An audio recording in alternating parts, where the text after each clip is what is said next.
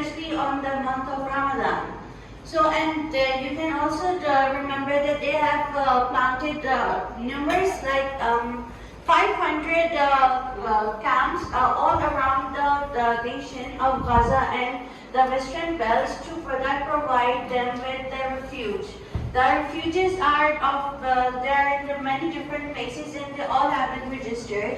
And every camp there is known by the United Nations, so that people can come there. And as of recent, because of the migrations of the people of Gaza, there have been like a little bit of misinformation, like because they are migrating so quickly. But still, they are putting the effort. A lot of them inflict, and it was a genocide done by the Israel. But still, even though America is with Israel in some point of view, but still it is trying their best to try to stop this genocide, to stop this war that has been happening and going among the Israel and Palestine. And because of that media influence, there have been a lot of rallies going on just for the sake of Palestinians. And this all happened because United... All the life that it saves, and forget the seeds that are planted for the whole. Dismantling the UN would be like...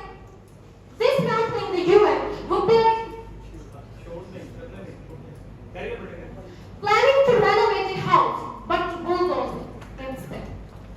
Mr. President, look at the progress made in decolonization. The UN didn't even whisper. It roared down the walls of empire, freeing nation and giving a voice to the voiceless.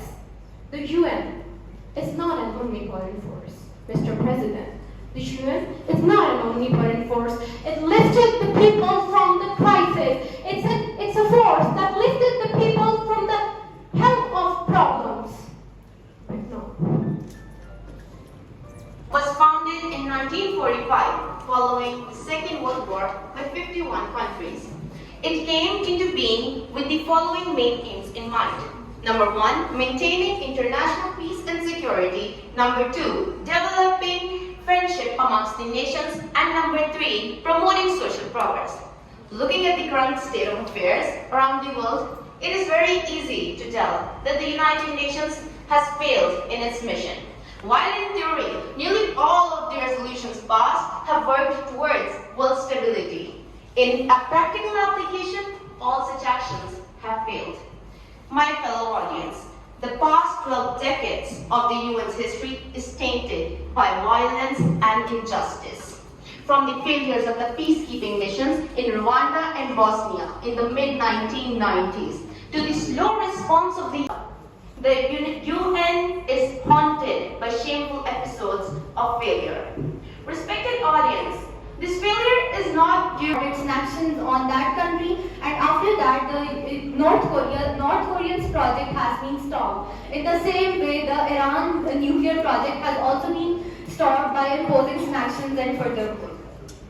Another point which I might like to highlight is women empowerment. UN has played its part in women empowerment in many ways. There is some sort of committee which they have made, which is He-She campaign. It is a kind of a campaign in which men are supposed to raise their voices for women, and in all that cases, UN has completely supported that committee and have helped the women in more empowerment. They have helped all over the world. Another point which I might like to highlight is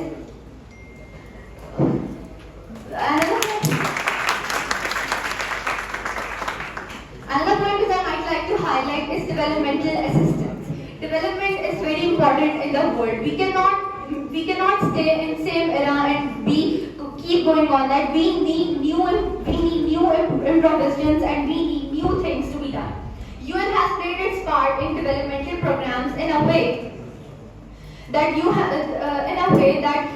in Kenya they have developed many. They have helped people in starting their enterprise and encouraging the entrepreneurship in all of the Kenya.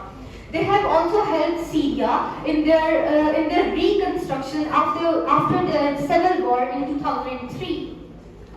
They have helped in maintaining a good governance in Syria, providing them with all the things they can make their country in a good way, and providing them with good infrastructure. Also, the UN has helped children with their. Also, the UN has helped improve the maternal and child care by providing the proper maternal centers and also the proper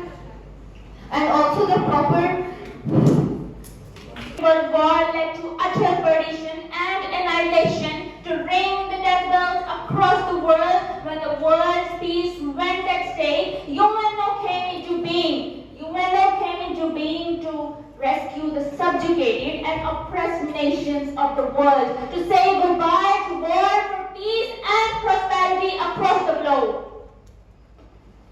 Sir, I do not agree with my opponents that UNO has failed in its mission, because change is a gradual process.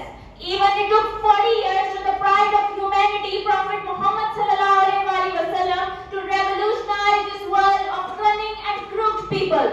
Sir, I would have agreed that UNO has failed in its mission if I had not seen the lethal diseases like TB, diphtheria, whooping cough, measles, and tetanus vanishing from the face of earth under the UN Health Program, under which the developing countries are vaccinated to save their valued lives.